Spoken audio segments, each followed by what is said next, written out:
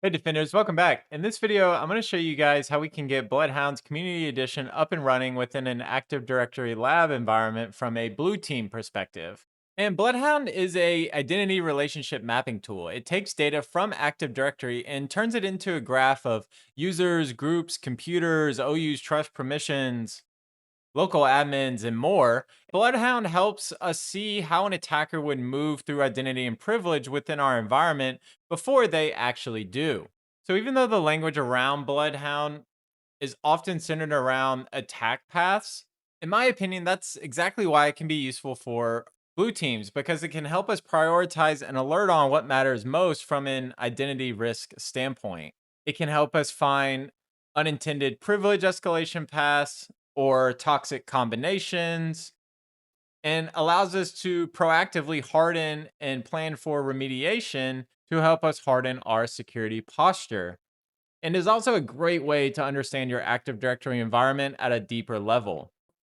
And before we install anything, let's talk about the architecture that we're going to use. So in this lab, I have a Linux host, which this is what I'm going to use to run the BloodHound Community Edition. And then I have an Active Directory's Windows server, which is what's going to run our Windows collector, which Bloodhound calls this SharpHound.exe. Our Windows collector is then going to generate this zip file, which we will export and upload that zip file directly into Bloodhound, where then we'll be able to analyze and review our paths.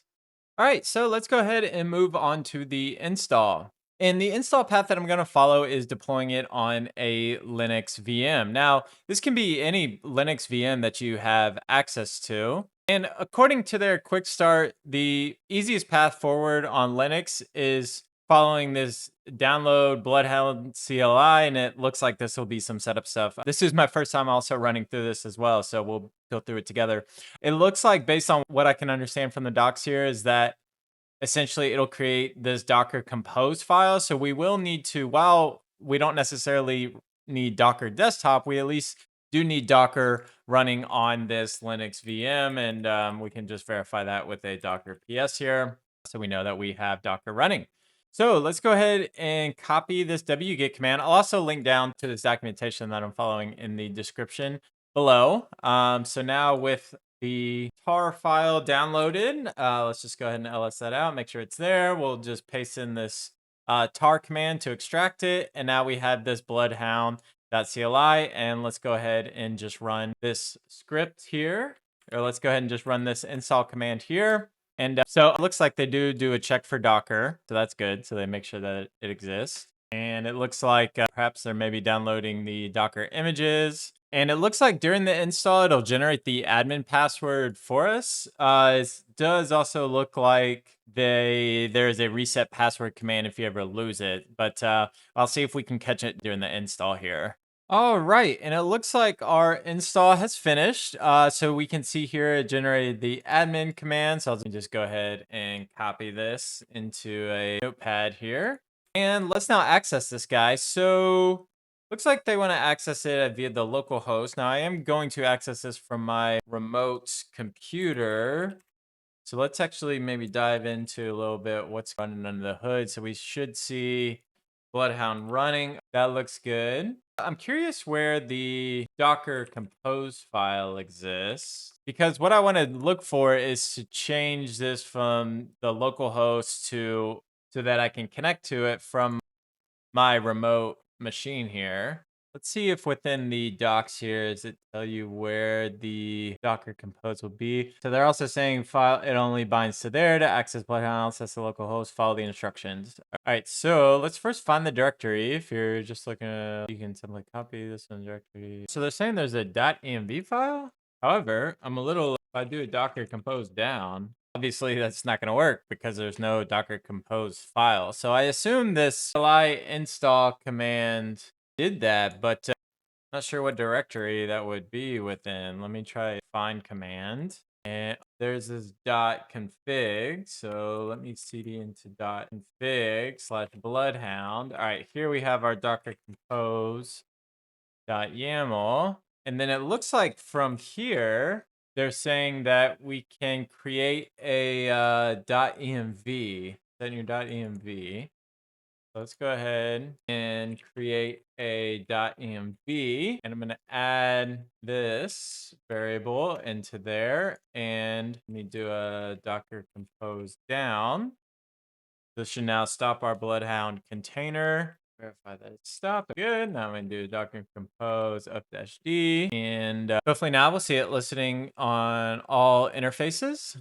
Hopefully, or maybe this graph just takes a little bit to come up, but all right. Looks like all the services have started back up. Let's see. Good. If I do docker ps, we now see it bound to all interfaces. So it looks like it is listening on port 8080. So if I get the IP address of this machine and within browser here, was it HTTP or HTTPS? I think it was just HTTP. Pop that in and 8080 and /UI/login, I believe. See if we get prompted. Good. We get our login page. That's a good sign. Now let's log in with our admin account. Sure, I'll go ahead and save that. All right, and now we're presented with the ability to map out our environment. So this is just like the BloodHound server. We haven't actually collected any data from Active Directory yet. This is just installing the BloodHound tool, and then what we're going to do is collect data and upload it into BloodHound, where then it'll give us all the pretty visualizations and relationships, and we'll be able to start to make sense of our Active Directory environment via BloodHound. So let's go ahead and deploy the collector on our AD server. And let's first download a collector. So we'll go ahead and download SharpHound. So if we download this zip folder here, I'll need to then transfer this to my Active Directory server. So let me get onto this guy, and let me go ahead and copy our zip file over. So copy, I'll just throw it into downloads here. All right, so I got that there. And let's go ahead and just extract this folder. I'm sure there's SharpHound executable, I believe, that should exist within here.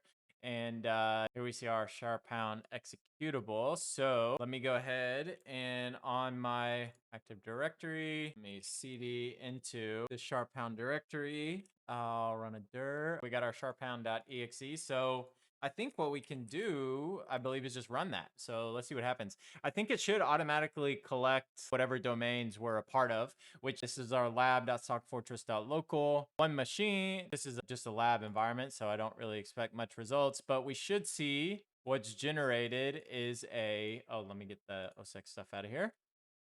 We should get this compressed zip file here. And what we're going to do is let me actually copy this back over to my local host. Right, and now with that file downloaded, I believe I can let's go into quick upload. And if I go into downloads, here we have our extracted file. Let's go ahead and upload this. And files have been successfully uploaded. Looks like it's now running through its ingestion. And let's see when this completes here. We should be able to. Cool, it looks like this is now completed. All right, so now with the data ingested, let's go ahead and go to our Explore page to start to make sense of the data that has been ingested. So I'm going to first start with our test user. So if I just start out typing out, we should, based on the contents that we just uploaded, we should pre-populate with our test.user. Here we can select our test user and we can start to expand on some relationships. So here we first get the object information, which is helpful for looking at the user is enabled or not, what the last login was, if the user account's locked out. We're getting a lot of meta details on the right-hand side here. And let's go ahead and start to expand this out. So if we select member of, we can now get our pivot chart here expands out to show us what members our test.user account are a part of. Let's now pivot over to domain admins. And if we select domain admins, select our node here, and let's see who's all a member of our domain admins. Well, here, if we expand our members tab, we see immediately that we, of course, have our administrator, but we also have this other user account, Taylor.admin, who's also a member of our domain admin group. And this is useful because now it's helping us answer a very important defensive question, such as who are all of our admins within this given domain? If I was wearing my attacker hat, what user accounts would I look to target because successfully hijacking, for example, the tailor.admin user account now all of a sudden gives me domain admin. So as a blue teamer, maybe we could create Wazoo rules that maybe highlight or kick off alerts within CoPilot when a domain admin has logged onto a system. So we're able to very quickly pinpoint who are admins of our given domain. Now I'm going to go ahead and jump into the Cipher tab here. And BloodHound allows us to build in saved queries, which is really helpful because as a defender, I may not want to manually click through every relationship within the graph. So we have the ability to create these queries that we can run and then ultimately save so that I can reference them very quickly, or other members on my team can reference these same saved search queries or Cipher queries. So in this example, Bloodhound, we're asking Bloodhound to show me what is the shortest path for my 2 lab users to domain admins. And for blue teamers, this is valuable because it helps us quickly identify how a user could reach high privilege, even if that path isn't obvious just from looking at group membership alone. So here's a key thing to understand here. This query is showing the shortest relationship path in the graph, not necessarily the shortest attack path. So for Taylor.admin, this makes sense because it is directly in our domain admins.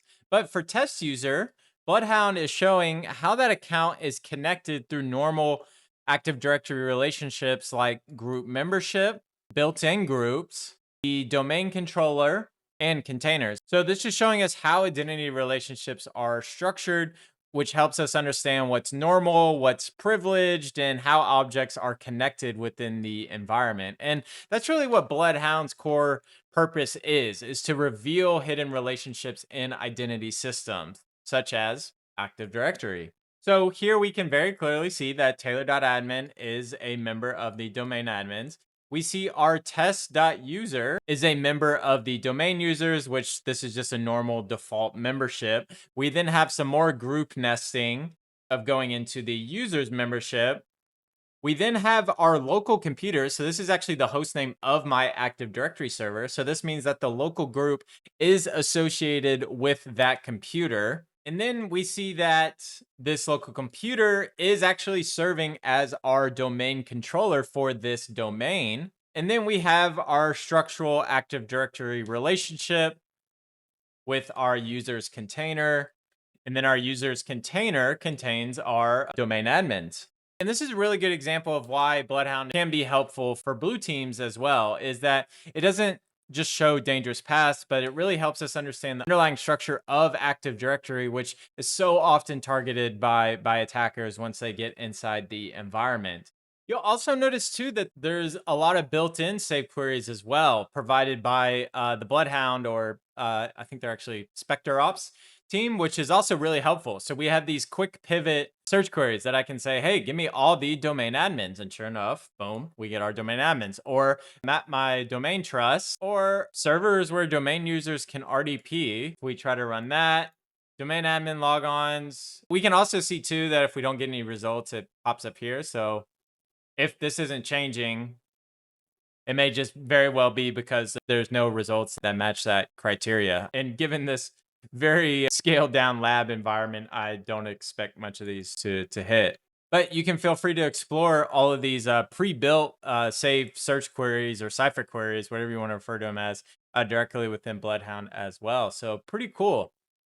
Really helpful tool, and one that, to be honest, I really just started exploring. I believe Bloodhound has been around for a while now, but this is the first time I'm really getting my hands on it and starting to explore it myself, because I think this would also be a tremendous value add to your SeamStack environment. And it looks like they have an API, which intent maybe integrating into CoPilot soon. So maybe be on the lookout for that. I'll have to keep playing around with it and see if it makes sense to integrate Bloodhound with CoPilot as well. So if there's any tips or tricks that some of you guys may have who are maybe more familiar with Bloodhound, please don't be shy and reach out. I'd love to hear about how you best leverage Bloodhound to map out your Active Directory environments. So shout out to Spectre Ops here for providing an awesome tool. And that's going to wrap it up for today's video, and I will see you in the next one.